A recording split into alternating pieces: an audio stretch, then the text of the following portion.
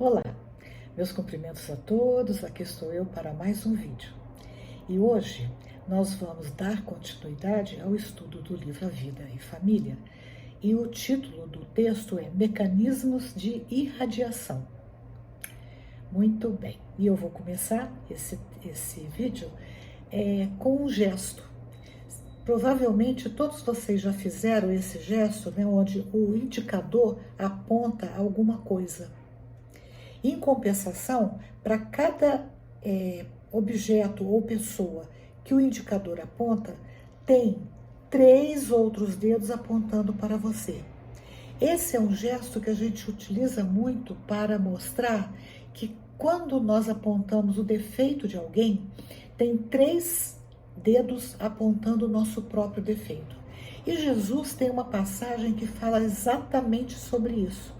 Ele fala que nós enxergamos o cisco no olho do nosso irmão, mas não enxergamos a trave que existe no nosso olho. E é um fato, né? Para nós, de um modo geral, é muito complicado enxergar o próprio defeito.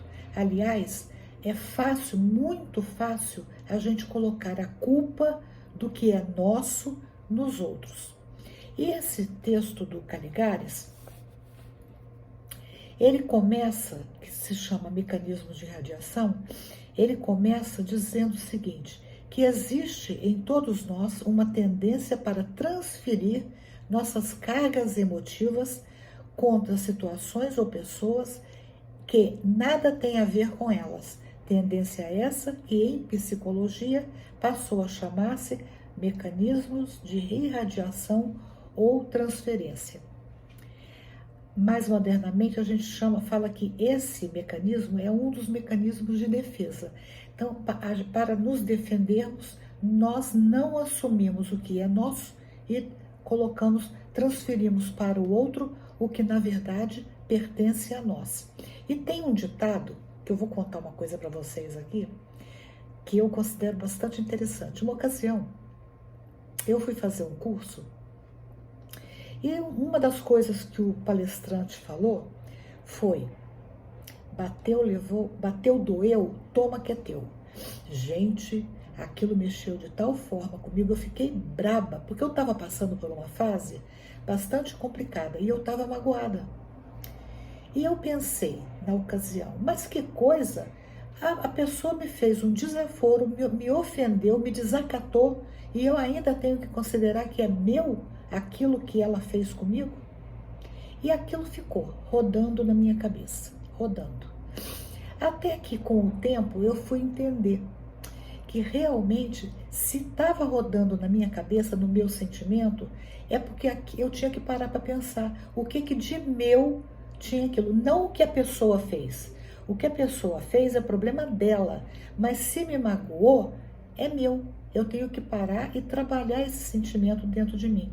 Então, bateu, doeu, quer dizer, a pessoa bateu, aquilo doeu em mim, toma que é teu. Porque a única forma que nós temos de resolver as nossas questões é nos olhando, nos entendendo, para que a gente possa o quê?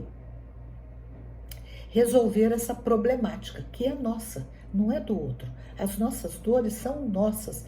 Por mais que o outro nos ofenda, por mais que o outro nos desacate, mas se a gente se sentiu magoado, vamos ver o que está acontecendo.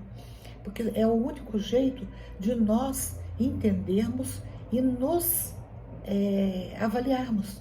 E ver, por que eu fiquei tão magoado? Se o problema não é meu, por que eu estou tão magoada assim? Né? Então foi só a partir dessa reflexão, dessa autoanálise, que eu pude sanar aquilo que estava me machucando.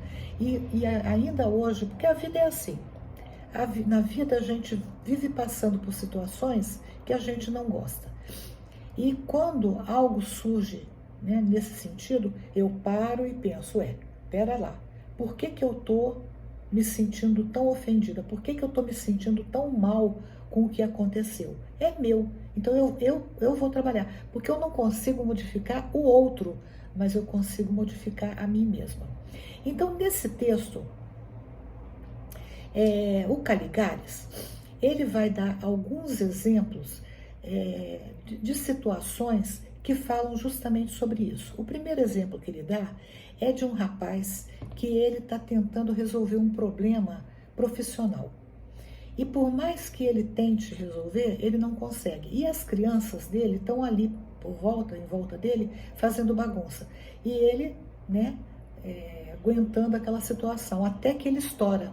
Ele estoura e ele fala: calem a boca, pois a confusão de vocês não está, ou melhor, a confusão que vocês estão fazendo está me impedindo de resolver, de raciocinar. Primeiro problema. Depois, o segundo exemplo que ele dá é de um senhor que trabalhava no concerto de uma peça. E ele tinha do lado dele o filho curioso que observava com muita atenção o que ele estava fazendo.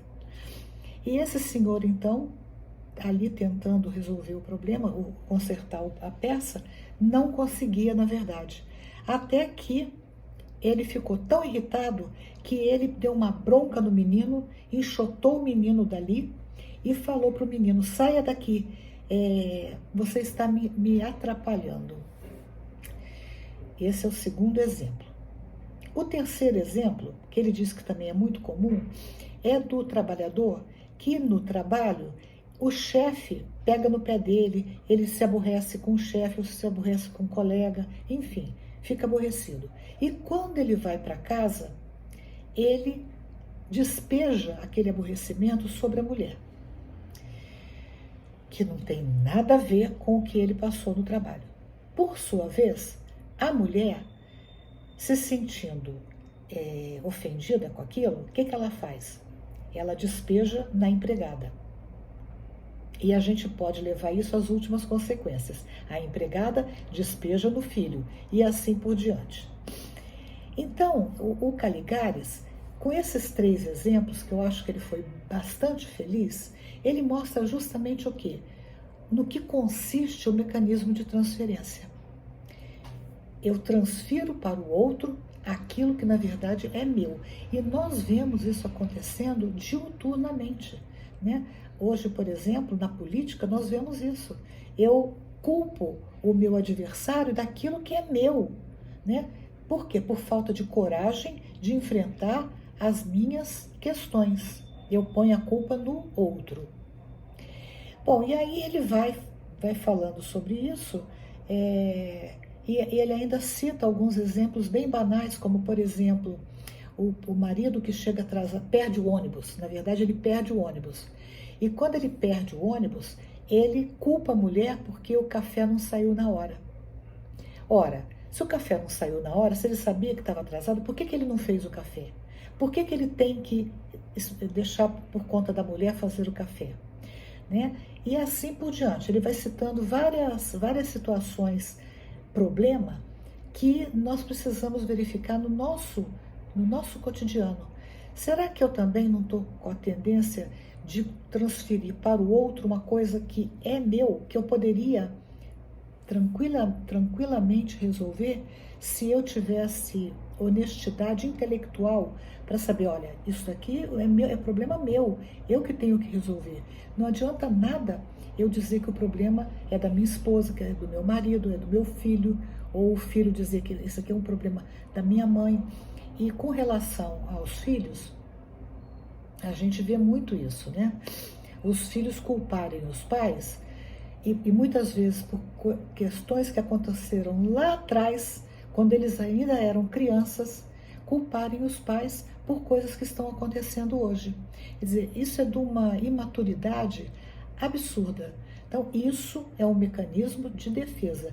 E o que quer dizer isso? Eu não tendo maturidade para olhar de frente aquilo que é meu, eu jogo para o outro. Como se botar a culpa no outro fosse resolver alguma coisa. É a tal da trave no olho que Jesus falou com tanta sabedoria.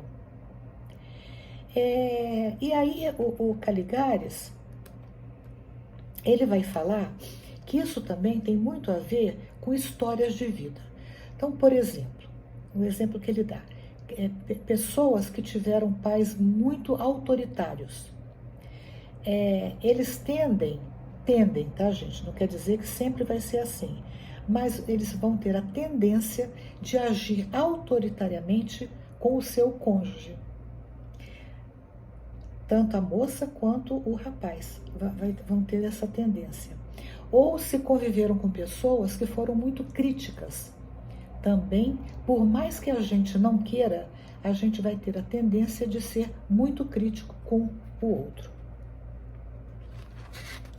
Aí, deixa eu ver aqui o que mais que ele fala.